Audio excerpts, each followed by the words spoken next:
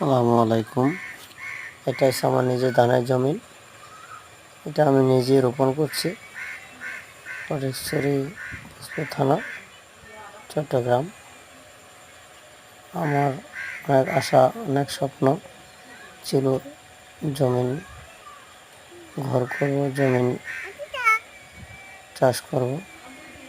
সকলের দোয়ায় আলহামদুলিল্লাহ আল্লাহ আমাদেরকে অলওয়েজ হ্যাপি রাখছেন।